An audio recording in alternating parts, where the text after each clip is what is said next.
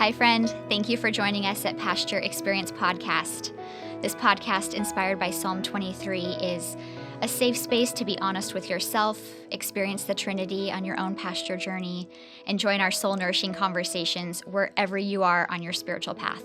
Thank you so much for joining us. I hope that you feel encouraged and known. Well, I'm so excited to introduce you to my dear friend, Suzanne, who is also the founder of Come As You Are Cakes, a home bakery. Suzanne, I got to meet a couple years ago when we moved to Nashville, Tennessee. But I invited her here today to really I want to hear your heart about, where you are in your own pasture journey. And that's the question that I ask all of our guests starting off. And then specifically just your journey in letting go of expectations. So, Suzanne, thank you for being here. Thank you for having me. I'm so honored. I'm excited to be here. I love it. Where in Psalms 23 are you most resonating right now in your own pasture journey? Well, I would say for this year, as you can see, I've written some things down because the Lord has definitely taken us through a journey in the last year. I would say if I can back up a little to say where I got, how I got where I am now. But I would say 2018 was definitely a journey of the rod and the staff. Yeah. And how God's rod and staff comforted me as a mom, but it was definitely a season of refining and awakening and letting go of expectations. Like you said, things were not going the way, you think they're going to go. And definitely a season of kind of pruning some things out of our life. And as God took us through that, this year, I'm so thankful to say that I feel like we are, my soul is being restored. So that's kind of where I'm at in my pasture journey right now. I love that. So you've gone from sort of that comforting and that discipline to now you feel that restoration. Yes. You talked about expectations. What expectations did you have for your role as a mom or even just for you individually on your spiritual journey? Yes. I was raised in the church. I was raised in a Christian home. And I think there's a lot of, I was kind of believing a lie that if I did certain things and I raised my kids a certain way and took them to church and prayed over them and taught them scripture, that everything would turn out the way I wanted it to turn out. And how was that? what did that look like? What was that expectation? The expectation was, I think that, honestly, that life would be easy and that my kids I think I had an expectation that my kids would be little mini me's of me. And I found out, especially as they became teenagers, that's not the case. Yeah. And a little of my personal story, and as I shared with you, Becca, in different conversations we've had, is as your kids get older, their story is theirs to share. But as parents, we walk it with them, and so it's our story to share as well, and kind of bridging what is ours to share and what is theirs to share. So I'll share some details today that I think are very respectful of what we went through as a family and what my son went through. But I have a son who had shared with me about a year ago that he was really struggling with depression and anxiety. And it didn't just look like depression and anxiety. It looked like anger and a pulling away and some defiance. And one day I was driving with him and said, hey, what's going on with you? What's wrong? And he shared that he was really struggling. And as a mom, I said, that's so normal. It's so normal to feel that way, and your hormones and everything's changing and all that. And he said, no, Mom, I don't think you understand. And he shared with me that he had thought of taking his own life. And that flipped everything upside down for us, because that's definitely not an expectation, That's not what we do. That is not what we do. Exactly. And especially with with how we'd raised them in Christian schools and all that. Up How until did you that point. respond in that moment when he told you that? We were driving, and so I actually pulled over to the side of the road, not in a panic or a frenzy, but just thought, wow, like this isn't something you just, casually tap your son on the knee and keep going. And we just kind of pulled over to a side road. And honestly, as I responded, I was praying just, okay, Lord, this is those moments you read about in other people's lives. Sure. This is a big deal. How I respond is a big deal right now. And I'm glad that the Lord led me in that, because I would say it'd be my personality naturally to kind of panic and freak out. And I didn't, thankfully. Yeah. But we talked through and sat there, and I asked him more specifics and everything. And we got through that moment, and life went on. And my next move was, calling my husband and calling a doctor and, getting him the help that he needed. And part of our journey in that is that a few months after that happened, we ended up taking him to a treatment center, an inpatient treatment center where he was. And that was not something we expected, and I think, as you and I have talked about before, there was a lot of guilt and shame, and just the Lord pruning me of my own pride in that, and realizing that, wow, this is going to be part of our journey I wasn't expecting. Sure. And how, where do we go from here? Sure. So who were those safe people that you felt like you could talk with in this journey, or what did that look like?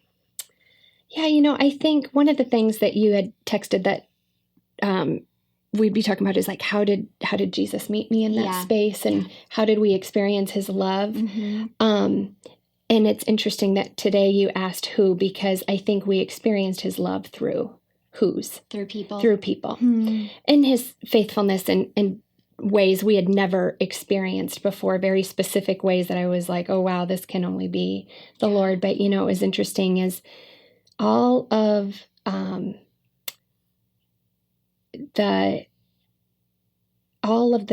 things that you think are going to happen in a moment like that you're going to be embarrassed, that you're, what are you going to tell people? What are you going to, the people who show up and love you and sit there in just the messiest, most difficult season of your life, those people are gifts, and they're treasures. And we experienced church in the love of Christ in the darkest days of our lives through people showing up at 8:00 at night at our doorstep to pray for us. Showing up while our son was gone. We had redecorated his room while he was gone, just to have like a new space for him to come home to.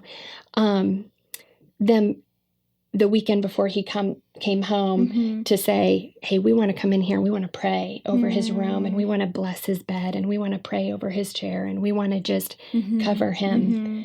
And so that was the love of Christ in a way that we had not experienced. Gosh, that's beautiful. And when you talked about that part of like the discipline and the comfort, how did you experience Jesus in very out of the box ways that maybe sometimes didn't fit in the church or in these other structures during that season? It's interesting how when you are humbled, whether, because I was going to say when you humble yourself, but sometimes we don't humble ourselves. Sometimes we are humbled. And it was an experience of humbling, and just setting aside perfection, and setting aside our own expectations to go, okay, how do we walk in this now?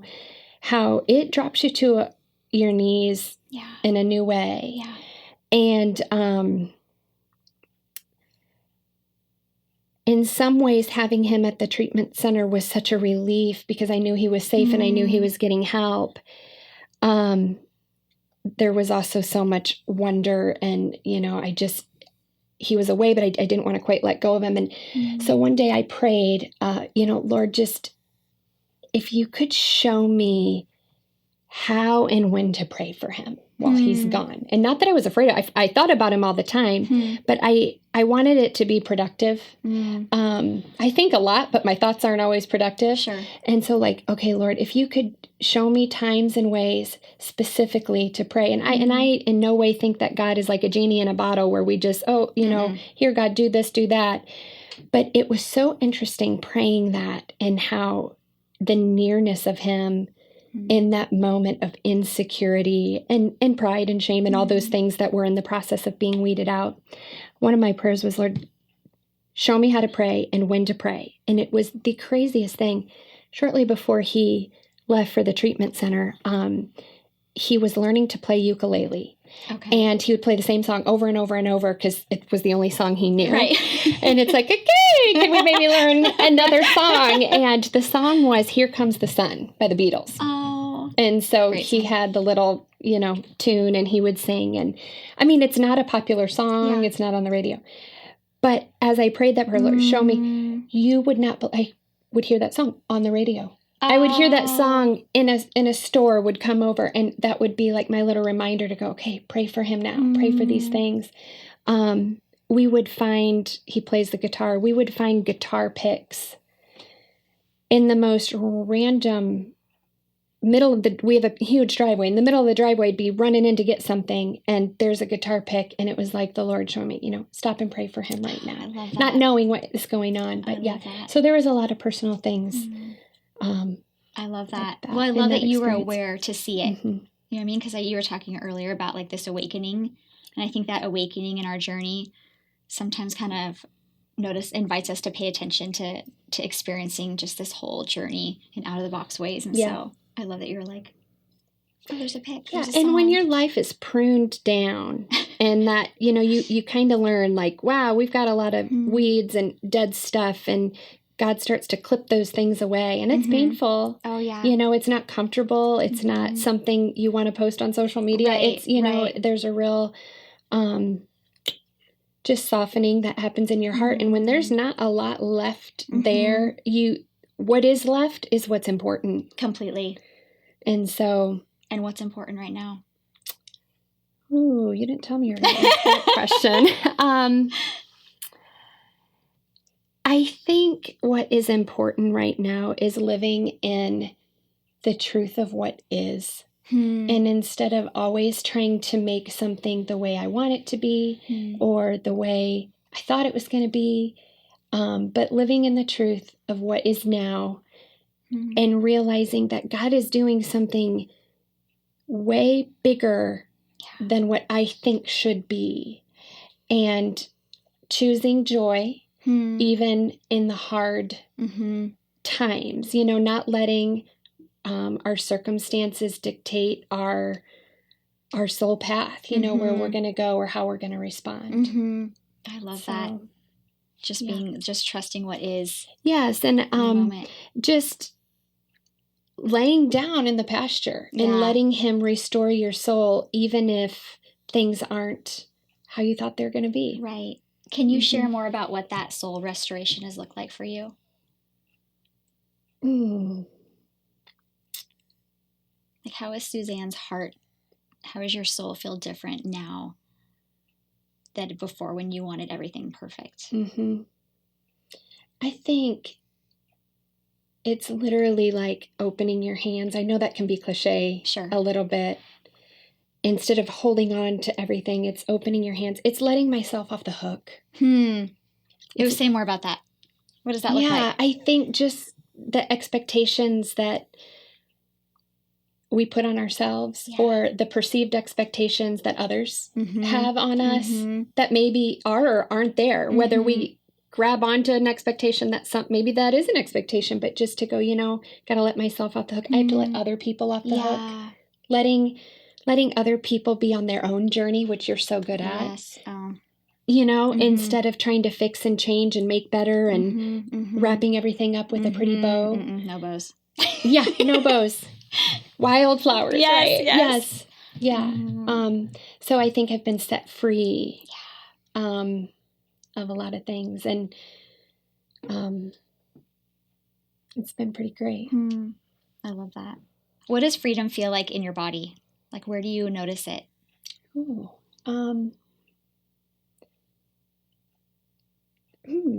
lots of places.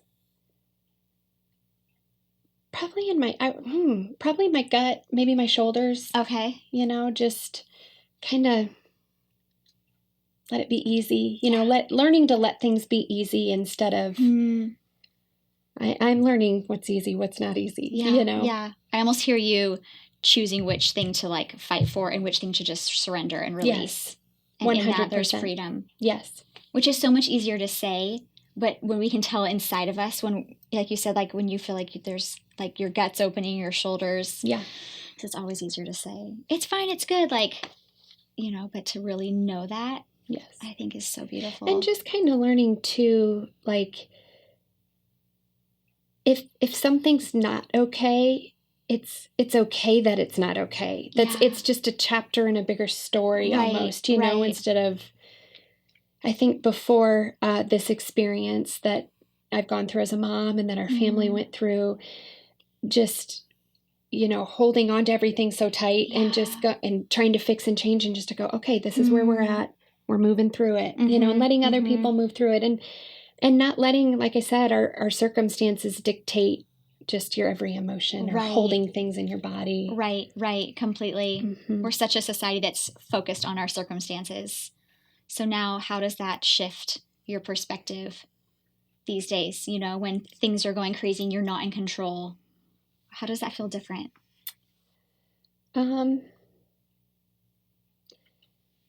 Feels different. Let me think about that. I'm throwing you off. You are. Like, these are not these questions. I kind of want to look at my notes and go, what did I write down about that? I think what I've realized and a huge change, a friend actually said this in one of our difficult moments. We had some friends come over and pray for us over this last year. And he said, on our best day, when you just feel that, and your kids are good and happy and the laundry's done and you just feel like life is, you're kind of exhaling. Yeah. So on your best day, when everybody's kind of where they're supposed to be and you feel you're where you're supposed to be, really all we have is 5 loaves and 2 fishes. Jesus does the rest anyway. Yeah. And so anything good that I would have to share or sow into my children or sow into my family or sow into a friend, it's because of what God is doing, not because of what I'm doing. And that's been a big shift for me. That's to take the pressure off, to let myself off the hook and going, what God is doing is good. He's good. Even when circumstances aren't what I would choose, He is doing a good thing. And that's a restful thought. Yes, it does. It takes you off the hook. You just get to be. Yep. I love that. Yep. I love that. And, even in little ways, I mean, just for other women and moms that are out there, like when the house is a mess and things are piling up or kids are in a phase of tantrums or whatever, is just let yourself off the hook a little bit. Let your kids off the hook a little bit. And that doesn't, do what you can do. Right. But trust sometimes in the bigger things that seem so important, that God is still working and He's still moving, and you can rest because of Him. You can rest even in those seasons. Right. And you walked through that and you've experienced it. I mean, has experience changed everything for you? I think it has. And I was thinking about this a while back, talking to a friend, is I would never want to go through what we went through again. I bet. But again, this sounds kind of cliche and silly, like, put this on a little meme or something, but I'm thankful to have gone through it. I almost wish I would have gone through it sooner in my life, because I feel so much more set free than before. Was the freedom from just completely not having control and surrendering those expectations? I think so. Okay. I think so. And how is God more real to you? I mean, how is your spiritual journey shifted because of that experience? Yeah, I think just realizing, and we've talked about this before, that God and who He is and what He's doing is so much bigger than we realize, but also so much simpler than we realize. And I don't know how to bridge that. I don't know why that makes sense to me, you know, but it does. And I think learning that through this experience and other experiences that we've had and that I've had, walking through fires and situations with friends, you know, and experiencing their journeys with them as you like pair up with people and go, you know, I'm in this with you, to go. Sometimes it's easier to see in other people's journeys than your own, you know, but yeah, just to realize like that he is so much bigger and his plan is so much better and so beyond what we can comprehend. Sure. But yet it is in the little things that he's showing up. And so. Isn't that so funny? We always think it's like these big epic moments, you know, in parenting or in life. And it's so always in the small and just the repetitive and the sacred. So I love that that's how he's kind of meeting you. And where would you say you're in your pasture journey today? I would definitely say I've got Psalm 23 pulled up because I love it so much. I would say my soul's being restored, and just I love in verse 3 where it says he guides me in paths of righteousness for his name's sake. Yeah. And I was thinking about that just in the last couple of days as I've been getting ready for this podcast. Is I even wrote down not my name, his name. Yeah. You know, and that's where that pride can come in to go, how's this look on me? And what are people going to say about me as a mom and my son, and wanting to protect all that and go, he's guiding me in paths of righteousness for his name's sake, you know, and just trusting that he's going to guide. His rod and his staff are going, it might not be comfortable, but it's for our protection. Yeah. And he's doing a good thing. And sometimes it does not, it never looks like how we think it's going to look. Yep. You know, we go down to the dark spaces and we come out and that's lonely and it's scary and we're out of control. But I love that that's where restoration's coming. Yeah. And how is your son now? He's doing amazing. And that's not always the case, right? There's not always the story with the bow. Oh, gosh, no. And I think part of doing amazing is school's out. He passed all his classes. He missed the first 47 days of school because he was gone. Right. The school that he was able to attend was a gift. Yeah. You know, they loved him and they loved us. And he's going to struggle, you know, and we're going to struggle with him and we're going to get through it. I don't mean to tie everything up as a cute little, oh, now everything's better, but oh, what a difference a year makes. Absolutely. You know, and I think also just, gosh, get the tools in your toolbox, you know, and I think I heard somebody say this recently, when your kids are little, like, you have all the answers, you know, and as you get, the older you get and the older your kids get, you realize, I know nothing. We don't know what we're doing. People call me, what do I do about this? I don't know. I have no idea. And you know, that's freeing to say. Yes, I don't know. Absolutely, absolutely. And maybe that's just a beautiful way as we're wrapping up this episode. I just want to say I love how much you sat in that with your son. I think that he was so brave, to be honest. Yes, he was. You know, and I can't encourage enough people out there. I think that when we're honest with ourselves first and we share that, the freedom that comes for him too, but then for your whole family ultimately. What is one wisdom nugget that you would love to just send our listeners and our viewers off with that you've learned? Or encourage them with? Yes. Just to put your perfection aside, put your ideas aside. Let yourself off the hook. And I hate to be repetitive. I love it. Yeah, just look for God's tangible reminders that he's with you. Find friends that aren't afraid to sit in the mess with you and aren't scared off by a hard situation. Because really, it's a matter of time before life happens. Before we're all there eventually, you know. Right. And you're able to offer that to others now. And I love that. Oh, yeah. I don't judge anybody anymore. No. Judgment-free zone. Yes, judgment-free zone, for sure. For sure. Yes. Okay, friend, as we close our time together, I want you to be able to share about your Come As You Are cakes.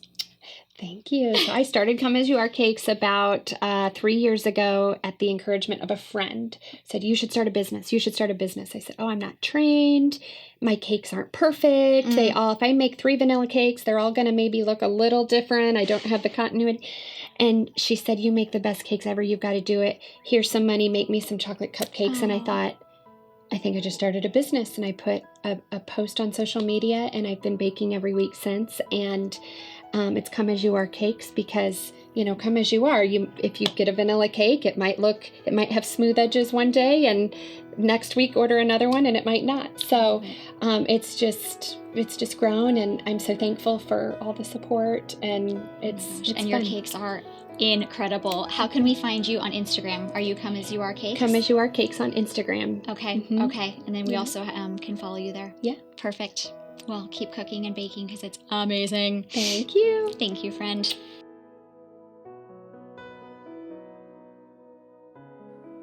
As always, thank you for taking time out of your space and your day to join us here at Pasture Experience Podcast. I hope that you were able to, during our time, just listen to yourself and experience a new nugget of how the shepherd is inviting you and meeting you. And I'd love to just end our time reading Psalm 23 over you as you go about your day. May you know that he is with you, regardless of what your circumstances look like. Psalms 23. The Lord is my shepherd, I shall not want. He makes me lie down in green pastures. He leads me beside still waters. He restores my soul. He leads me in paths of righteousness for his name's sake. And even though I walk through the valley of the shadow of death, I will fear no evil, for you are with me. Your rod and your staff, they comfort me. You prepare a table before me in the presence of my enemies. You anoint my head with oil, my cup overflows. And surely goodness and mercy shall follow me all the days of my life, and I will dwell in the house of the Lord forever. Grace and space to you today.